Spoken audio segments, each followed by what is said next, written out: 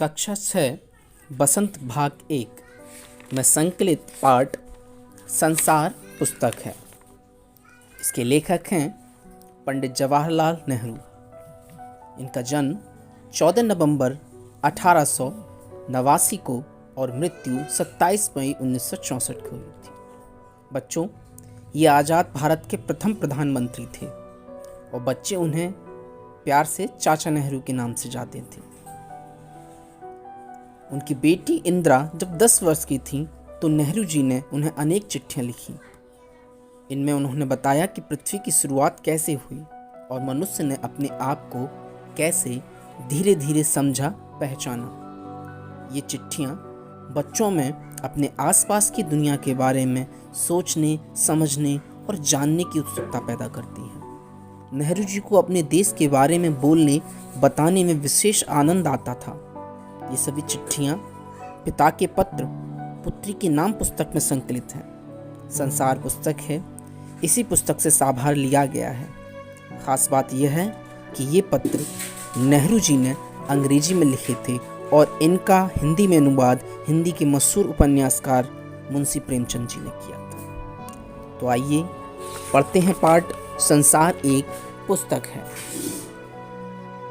जब तुम मेरे साथ रहती हो तो अक्सर मुझसे बहुत सी बातें पूछा करती हो और मैं उनका जवाब देने की कोशिश करता हूँ। लेकिन अब जब तुम मसूरी में हो और मैं इलाहाबाद में, हम दोनों उस तरह बातचीत नहीं कर सकते। इसलिए मैंने इरादा किया है कि कभी कभी तो मैं इस दुनिया की और उन छोटे बड़े देशों की जो इस दुनिया में हैं छोटी छोटी कथाएं लिखा करूँ। तुमने हिंदुस्तान और इंग्लैंड का कुछ हाल इतिहास में पढ़ा है, लेकिन इंग्लैंड केवल एक छोटा सा टापू है और हिंदुस्तान, जो कि एक बहुत बड़ा देश, फिर भी दुनिया का एक छोटा सा हिस्सा है। अगर तुम्हें इस दुनिया का कुछ हाल जानने का शौक़ है तो मैं तुम्हें सब देशों का और उन सब जातियों का जो इसमें बसी हुई हैं ध्यान रखना पड़ेगा। केवल उस छोटे से देश का नहीं जिसमें तुम पैदा हुई हो। मुझे मालूम है कि इन छोटे छोटे खतों में बहुत थोड़ी सी ही बातें बता सकता हूँ, लेकिन मुझे आशा है कि इन थोड़ी सी बातों को भी तुम शौक से पढ़ोगी और समझोगी कि दुनिया एक है और दूसरे लोग जो इसमें आबाद हैं हमारे भाई बहन हैं। जब तुम बड़ी हो जाओगी तो तुम दुनिया और उसके आदमियों का हाल मोटी मोटी किताबों में पढ़ोगी। उसमें तुम्हें जितना आनंद मिलेगा उतना किसी कहानी या उपन्यास में नहीं मिल सकेगा। यह तो तुम जानती हो कि यह धरती लाखों करोड़ों वर्ष पुरानी है और बहुत दिनों तक इसमें कोई आदमी नहीं था। आदमियों से पहले सिर्फ जानवर थे और जानवरों से पहले एक समय ऐसा था जब इस धरती पर कोई जानदार चीज नहीं थी। आज जब यह दुनिया हर तरह के जानवरों और आदमियों से भरी हुई है तो उस जमाने का ख्याल करना भी मुश्किल होता है जब यहाँ कुछ ना था। लेकिन विज्ञान जानने वालों और विद्वानों ने, जिन्होंने इस विषय को खूब सोचा और पढ़ा और लिखा, कि एक समय ऐसा था जब धरती बेहद गर्म थी और इस पर कोई जानदार चीज़ नहीं रह सकती थी। और अगर हम उसकी किताबें पढ़ें और पहाड़ों और जानवरों की पुरानी हड्डियों को गौर से देखें तो हमें खुद मालूम होगा कि ऐसा समय जरूर रहा होगा। तुम इतिहास की किताबों में पढ़ ही सकती हो, लेकिन पुराने ज़माने में तो आदमी पैदा ही नहीं हुआ था। किताबें लिखता कौन? तब हमें उस ज़माने की बातें कैसे मालूम हो? यह तो नहीं हो सकता कि हम बैठे बैठे हर बात सोच निकालें। यह बड़े मज़े की बात होती, क्योंकि हम जो चीज़ चाहते सोच लेते और सुंदर परियों की कहानी गढ़ लेते। लेकिन जो कहानी किसी बात को देखे बिना ही गढ़ ली जाए वो कैसे ठीक हो सकती है? लेकिन खुशी इस बात की है कि उस पुराने ज़माने की लिखी हुई किताबें ना होने पर भी कुछ ऐसी चीज़ें हैं जिनसे हमें उतनी ही बातें मालूम होती हैं जितनी किसी किताब में होती हैं।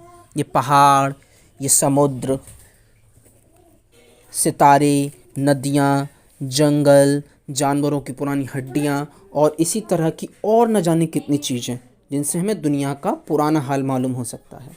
मगर हाल जानने का असली तरीका यह नहीं कि हम केवल दूसरों की लिखी हुई किताब पढ़ लें, बल्कि खुद संसार रूपी पुस्तक को पढ़ें।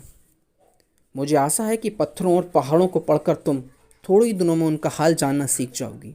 सोचो कितनी की मज़े की बात है ना, एक छोटा सा रोड़ा जिसे तुम सड़क पर या पहाड़ के नीचे पड़ा हुआ देखती हो, शायद संसार की पुस्तक का छोटा सा पृष्ठ हो। शायद उससे तुम्हें कोई नई बात मालूम हो जाए। शर्त यही है कि तुम्हें उसे पढ़ना आता हो। कोई जवान उर्दू, हिंदी या अंग्रेजी सीखने के लिए तुम्हें उसके अक्षर सीखने होते हैं।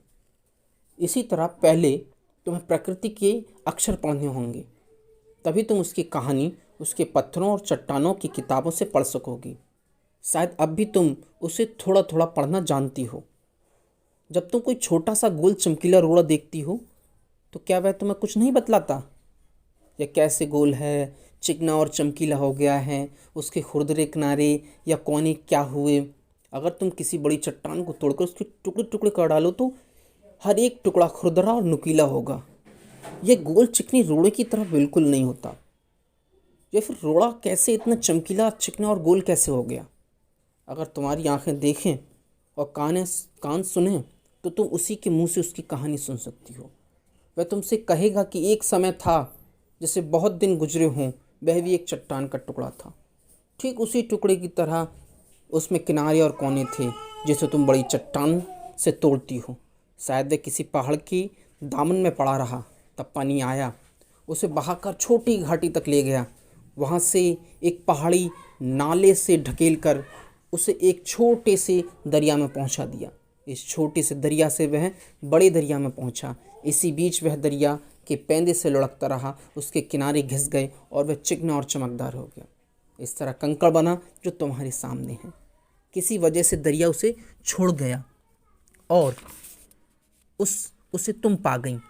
अगर दरिया उसे आगे ले जाता तो वह छोटा छोटा होते होते अंत में बालू का एक जर्रा हो जाता और समुद्र के किनारे अपने भाइयों से जा मिलता, जहाँ एक सुंदर बालू का किनारा बन जाता जिस पर छोटे छोटे बच्चे खेलते और बालू के घरौंदे बनाते। अगर एक छोटा सा रोड़ा तुम्हें इतनी बातें बता सकता है तो पहाड़ों और दूसरी चीज़ों से जो हमारे चारों तरफ हैं हमें और कितनी बातें मालूम हो सकती थी।